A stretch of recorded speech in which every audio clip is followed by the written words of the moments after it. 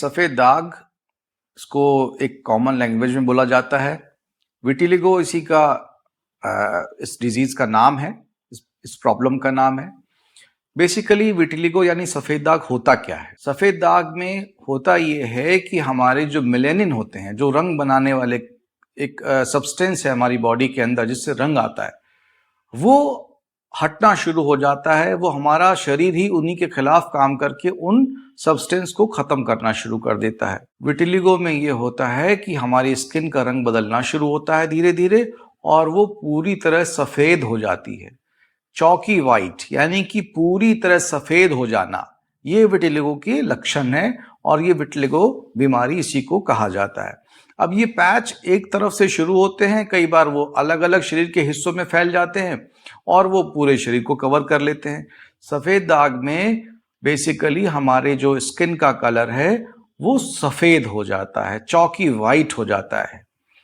इसी को विटिलिगो कहते हैं, सफ़ेद दाग बोलते हैं।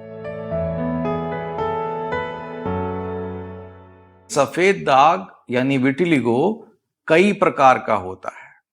कई प्रकार से मतलब है, कोई सिगमेंटल होता है यानी शरीर के सिर्फ एक हिस्से में हुआ और उसी में सीमित रह गया, कहीं आगे नहीं बढ़ा, तो उसको हम सिगमेंटल विटिलिगो बोलते हैं। कभी कभी क्या होता है, हमारे सिर्फ फेस पे रहता है, और फेस में भी जैसे हमारे लिप्स पे है और हमारे चीक्स पर है, हमारे चेहरे के तमाम कान पर है और जगहों पर है, तो फेशियल विटिलिगो हो गया। और हमारे जो शरीर में हाथों में उंगलियां होती हैं, उंगलियों की जो टिप होती है, तो वहां पर और चेहरे में लिप्स पर एक ये प्रकार का विटिलिगो होता है, इसको लिप टिप विटिलिगो बोलते हैं। तो मैंने आपको बताया सिगमेंटल विटिलिगो है, एक आपको बताया लिप टिप विटिलिगो है, और छोटे छोटे पैच बनने शुरू होते हैं। तो उन पैचेस में जब वो बनना शुरू होता है तो आपस में जुड़ जाते हैं वो पैच और उसको बहुत बड़ा बना लेते हैं। तो ऐसे बॉडी में जब वो पैचेस आने शुरू होते हैं तो उन पैचेस को भी हम विटिलिगो की ही श्रेणी में लाते हैं, और वो पैचेस को फैलने से जो जुड़ रहे होते हैं पैचेस, उन जुड़ने को हम लोग इस तरीके से बोलते हैं कि विटिलिगो आपके पूरे शरीर में एक जनरलाइज्ड फॉर्म में जा रहा है, तो जनरलाइज्ड विटिलिगो हो गया। कुछ लोगों को स्कैल्प में सिर्फ होता है, यानी कि हमारे सर में सफेदी आना शुरू हुआ और हमारे उस एरिया के बाल सफेद होने शुरू हो गए, तो स्कैल्प विटिलिगो हो गया। तो कहने का मतलब है कि हमारे शरीर में विटिलिगो कई प्रकार से आता है, कई अंगों में आता है और जनरलाइज्ड भी हो सकता है, यानी कि पूरे शरीर में हो सकता है। सफेद दाग यानी विटिलिगो जो है, उसके लक्षण ये हैं कि स्किन में जहां भी हमारा शरीर, सबसे बड़ा ऑर्गन हमारे शरीर का स्किन होता है। सर से लेके पैर तक हम स्किन से कवर्ड रहते हैं, यानी हमारे शरीर का सबसे बड़ा ऑर्गन वो स्किन है। और वो कहीं पर भी स्किन का हल्कापन आना शुरू होता है। हल्कापन यानी कि अभी हमारा जो स्किन कलर है वो गेहुआ है, यानी ग्रेड 3, 4, 5 में हम लोग मानते हैं, 4 और 5 जो हमारा स्किन की ग्रेडिंग में कलर माना जाता है। और वहां पर क्या होता है कि वो जो हमारा सांवलापन है, वहां पर सफेदी आनी शुरू हो जाती है। स्किन का कलर आसपास के स्किन कलर से चेंज होना शुरू हो जाता है, रंग में बदलाव आना शुरू होता है।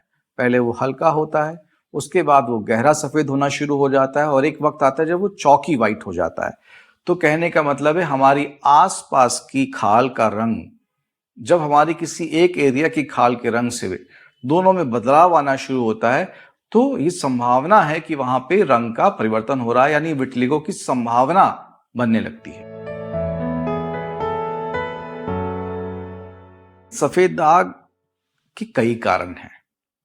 ऐसा रिसर्च में देखा गया है कि जो केमिकल का एक्सपोजर हम लोग देख रहे हैं आजकल, वो एक्सपोजर इतना ज्यादा हो चुका है कि हमारे डेली रूटीन का हिस्सा बन गया है। जैसे प्लास्टिक है, जैसे रैक्सीन है, जैसे रबर है, ये चीजें जिन केमिकल से बनी होती हैं, तो ऐसा रिसर्च में देखा गया है, इनके कांटेक्ट में आने पर, यानी इनके संपर्क में आने पर, ये विटिलिगो के पेशेंट्स को, जब ऐसा स्टडी की गई, ऐसा देखा गया रिसर्च में कि उनको उन संभाव जगहों पर वो विटिलिगो के रूप में उस केमिकल के कांटेक्ट की वजह से वो परिवर्तन होना शुरू हो गया। तो एक ये भी वजह है। दूसरा क्या है कि ये सबसे इंपॉर्टेंट बात बता रहे हैं आपको कि ये एक ऑटोइम्यून डिसऑर्डर है। अब इसमें इंपॉर्टेंट क्या है? इंपॉर्टेंट ये है कि ऑटोइम्यून डिसऑर्डर मतलब शरीर हमारा अपने आप से ऐसे लक्षण करना शुरू कर देता है। यानी अपने आप से कैसे करेगा? अपने आप से करने का मतलब ये हुआ कि हमारा शरीर हमारी ही किसी चीज के खिलाफ काम करना शुरू कर दे।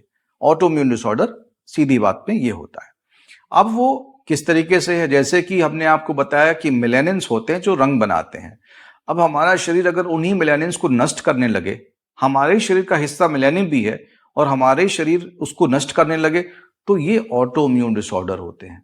तो उसी प्रकार से जब मेलानिन्स को नष्ट किया जाता है तो ये ऑटोइम्यून डिसऑर्डर हमारे ही शरीर हमारे खिलाफ काम करना शुरू कर देता है।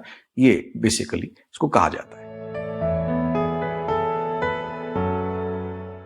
सफेद दाग से बचाव में हम जो भी सफेद दाग के पेशेंट्स हैं उनको 2-3 बातें बताते हैं। एक तो बताते हैं कि केमिकल कांटेक्ट यानी कि प्लास्टिक, रैक्सीन, रबर, इनका कांटेक्ट नजदीक या इनके साथ बराबर रहना यानी बराबर टच में रहना, उसको अवॉइड करें। इसको अवॉइड करने की कोशिश नहीं करें, इसको अवॉइड ही करें कि लंबा कांटेक्ट नहीं रहे। अब जैसे कौन कौन सी जगह होती हैं, जैसे रैक्सीन के बैग्स होते हैं, फीमेल्स कई बार उसको अपने ब्लाउज में रखती हैं, तो ऐसा देखा गया, रिसर्च में आया, फोटोग्राफ में भी तो आप देखेंगे, सर्च करेंगे तो आपको मिल जाएगा। उस रैक्सीन के बैग को जहां रखा गया लगातार काफी वक्त तक, वहां पर विटिलिगो बन गया। यानी लंबे वक्त तक उस रैक्सीन के बैग को अपने स्किन से सटाकर रखने पर वो केमिकल का या उस जो भी सब्सटेंस वहां से इस तरह का रिएक्शन हुआ केमिकल का, और उसने हमारे शरीर में क्या किया कि उसको उस जगह पे विटिलिगो पैदा कर दिया। तो ये एक चीज है जिसको अवॉइड करना चाहिए। किसी भी केमिकल की बनी हुई चीजों को अपने शरीर से बहुत लंबे वक्त तक साथ ना रखा जाए। सफेद दाग के ट्रीटमेंट में सूर्य की रोशनी का एक बहुत बड़ा रोल है। लेकिन एक बात और भी हम बताना चाहेंगे, जब ऑटोइम्यून विटिलिगो होता है तो कुछ जगह पर धूप की वजह से भी विटिलिगो बनता है। ये बड़ी आश्चर्य की बात है। हमें रंग बनाने के लिए धूप की रोशनी चाहिए, लेकिन कई बार धूप की रोशनी से ही विटिलिगो भी बनना शुरू हो जाता है।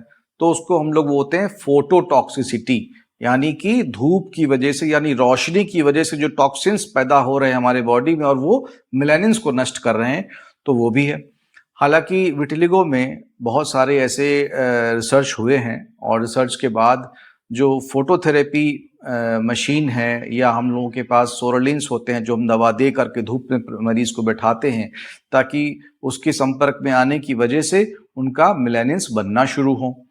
कुछ एक अच्छी क्रीम्स होती हैं, वो बेसिकली इम्यूनोमॉड्यूलेटर की तरह होते हैं और वो वहां पर काम करते हैं, जिसकी वजह से हम उसको ऑटोइम्यून जो हमारा बॉडी रिस्पॉन्स दे रहा है उसको कंट्रोल कर पाए और वहां पर जो हमारे बॉडी में जो नष्ट कर रही है हमारे ही सेल्स को, उसको रोकने की कोशिश करें। तो इस तरह की क्रीम्स हैं जो लगाई जाती हैं। धूप के एक्सपोजर हम लोग बहुत रिकमेंड करते हैं विटिलिगो के पेशेंट में, हाँ, लेकिन इस शर्त पे कि अगर आपको धूप में जाने पर लाल हो जाए या आपको छाले पड़ने लगे तो आपको बिल्कुल धूप में नहीं जाना चाहिए। तो इस बात का ध्यान रखते हुए अगर आपको ऐसा कुछ नहीं हो रहा है तो आप लंबे वक्त तक धूप में एक्सपोजर दें और अपने पास से केमिकल्स या इन तरह का कांटेक्ट जो भी है बहुत लंबे वक्त तक नहीं रखें। कुछ एक मिनट के लिए हो सकता है, कुछ थोड़ी देर के लिए भी हो सकता है, लेकिन लंबे घंटों के लिए आप अगर उसको अपने शरीर से किसी एक जगह पर रखेंगे तो क्या होगा कि आप उस कांटेक्ट की वजह से विटिलिगो के पेशेंट बन सकते हैं। तो इन चीजों को नहीं करेंगे। धूप में बैठना रिकमेंड किया जा सकता है, लेकिन आपको ये अगर कहें कि कोई घास को आप रगड़ के लगा लें, कोई आप आयुर्वेदिक किसी चीज को सुन करके उसको करना शुरू कर दें, तो ये उचित नहीं होगा। ये क्रीम्स लगाते हैं कई बार लोग, लगाने के बाद उसको लगाने का तरीका नहीं समझ पाते हैं और उसको कितनी देर के लिए एक्सपोजर देना है ये नहीं समझ पाते हैं। तो उस पर मिथ होता है कि भाई हम दिन भर बैठे रहें धूप में, हम ऐसा करें, हम वैसा करें। तो ऐसा देखा गया है, ऐसा है कि 11 बजे से और 3 बजे के बीच में जो धूप हम लोग देखते हैं उसका एक्सपोजर अगर हमें 15 से 20 मिनट मिल जाता है, आधा घंटा मिल जाता है, तो हमारे लिए सफिशिएंट है। उससे ज्यादा की जरूरत नहीं पड़ती है। सफेद दाग की बहुत सारी जटिलताएं हैं। सफेद दाग एक सोशल स्टिग्मा है। लोग उसको कुष्ठ समझ लेते हैं, कोढ़ समझ लेते हैं और उसकी बाद उसका इलाज ही गलत हो जाता है। वो एक अलग ही रास्ते पे चल पड़ते हैं और सफेद दाग को इलाज करने की बजाय वो कुष्ठ का इलाज शुरू कर देते हैं। और आपको बीमारी दूसरी है, आप इलाज दूसरी बीमारी का कर रहे हैं, तो कैसे आपको फायदा मिलेगा? दूसरा जटिलताएं ये होती है कि आपका रोग पहचान लिया गया, विटिलिगो है, आपका ये पहचान लिया गया कि हाँ ठीक है, आपको इसको ट्रीटमेंट करना है, लेकिन हमारे अंदर पेशेंस नहीं होता। हम सोचते हैं कि आज दवा खाएंगे और कल सब एकदम ठीक हो जाना चाहिए, जो नहीं हो सकता। विटिलिगो का ट्रीटमेंट एक लंबी प्रक्रिया है, जटिल प्रक्रिया है, इससे गुजरना पड़ता है। जो लगाने का तरीका है, जो धूप दिखाने का तरीका है, जो फोटोथेरेपीज हैं, जो नए लेजर एक्सपोजर आए हैं, अगर आप जो भी चुनते हैं जिसके लिए भी आपका शरीर वहाँ पर आपको डॉक्टर आपके रिकमेंड करते हैं, तो उनको जाना पड़ेगा उस प्रक्रिया से। और दूसरी जटिलता ये आती है कि हम पेशेंस हमारे अंदर है नहीं। आज हम 1 महीना ये कर लेते हैं, 15 दिन हमें लगा कुछ नहीं हो रहा है तो हम दूसरा कुछ करना शुरू कर देते हैं। 15 दिन वो करते हैं, फिर हमें कोई तीसरा कोई आके कह देता है, हम वो करना शुरू कर देते हैं। सबसे बड़ी प्रॉब्लम्स में से ये भी आता है कि हम लोगों की कही हुई बातों को बहुत ध्यान देते हैं। जो वो बता देता है आकर हम उसको फॉलो करना शुरू कर देते हैं। आप एक स्पेशलिस्ट के पास जाएंगे, उसके बारे में पूरे सवाल जवाब कर सकते हैं, आप उससे पूछ सकते हैं, आप उससे जान सकते हैं, जितना जानना चाहें एक बार समझ सकते हैं, दोबारा भी समझ सकते हैं, जितनी बार चाहें समझ सकते हैं। लेकिन उसके बाद भी आपको वो बात समझ में नहीं आती और कोई बोल देता है आपको कि ऐसा करना चाहिए, आप वो करना शुरू कर देते हैं। तो होता क्या है कि आपको बताया कि स्पेशलिस्ट क्या है और आप कर क्या रहे हैं। अल्टीमेटली आप कई बार ऐसे ही भटकते रहते हैं। लोगों ने ये मिथ बना दिया है कि इसका इलाज ही संभव नहीं है। इलाज संभव है, पूरी तरह संभव है। इसका इलाज फोटोथेरेपी से भी है, इसका इलाज दवाओं से भी है, इसका इलाज लेजर से भी है, इसका इलाज सर्जरी से भी है और इसका इलाज और भी चीजें हैं जो तमाम चीजें की जाती हैं उनसे संभव है। लेकिन वो अलग अलग स्टेप्स होते हैं। ऐसा नहीं होता कि एक साथ सब कुछ कर दिया जाएगा आपके साथ। आपके शरीर को पहले तो स्क्रीन किया जाता है, देखा जाता है कि इसको क्या चीज करना है, कैसे रिस्पॉन्ड कर रहा है, कितनी दवा की डोज दी जानी है। अच्छा, कई बार क्या होता है, दवा जब शुरुआत होती है तो अनस्टेबल विटिलिगो, यानी 2 तरह के विटिलिगो ये भी होते हैं, स्टेबल और अनस्टेबल। स्टेबल विटिलिगो हुआ जहां पर रंग नहीं ऐसा प्रॉब्लम कर रहा है, बना है जितना उतना ही बना हुआ, ना घट रहा है ना बढ़ रहा है, वहीं पर रुका हुआ है। एक होता है अनस्टेबल, ठीक हुआ फिर हो गया, ठीक हुआ फिर से हो गया। तो मरीज ऐसे में बहुत ज्यादा कंफ्यूज हो जाता है और वो ये सोचता है कि मैं दवा भी कर रहा हूं उसके बाद भी मेरा रोग ठीक नहीं हो रहा है, या दवा भी कर रहा हूं मेरा रोग बढ़ता ही जा रहा है। तो ये डॉक्टर सही नहीं है, या दवा सही नहीं है, या मुझे रिएक्शन हो रहे हैं, या ऐसा हो रहा है या वैसा हो रहा है। जबकि सच्चाई ये है कि आपको थोड़ा वक्त देना चाहिए।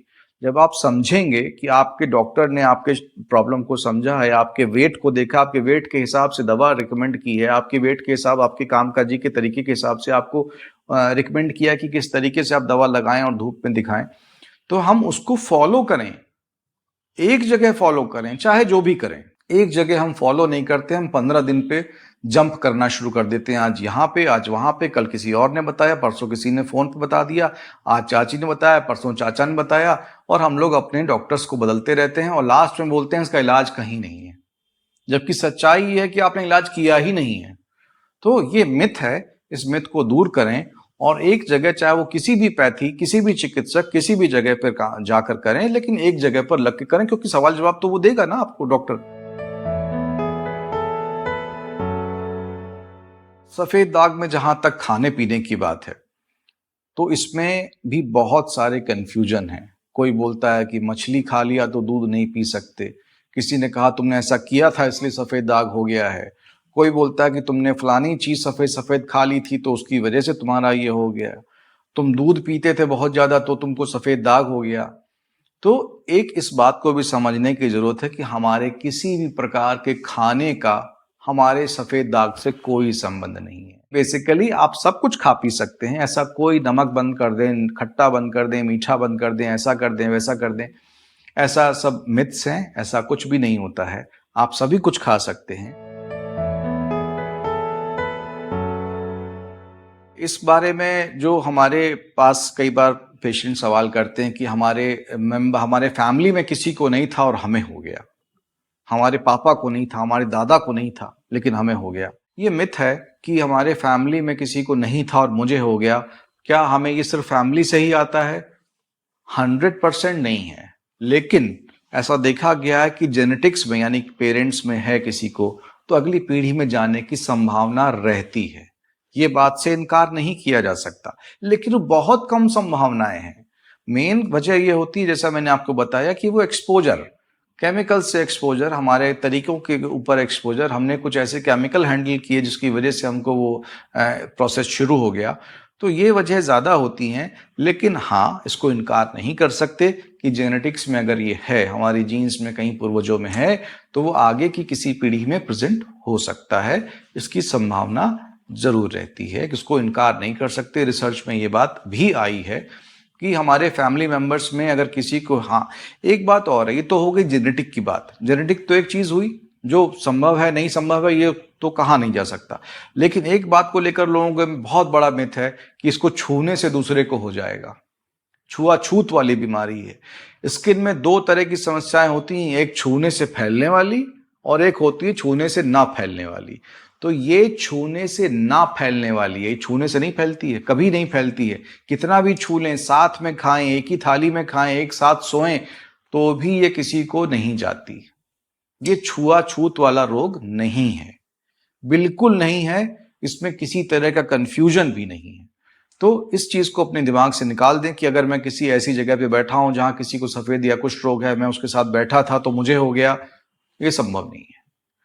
कभी भी ये किसी दूसरे से, ना खान पान में साथ में खाने से, ना साथ में रहने से, कभी किसी को नहीं जाता।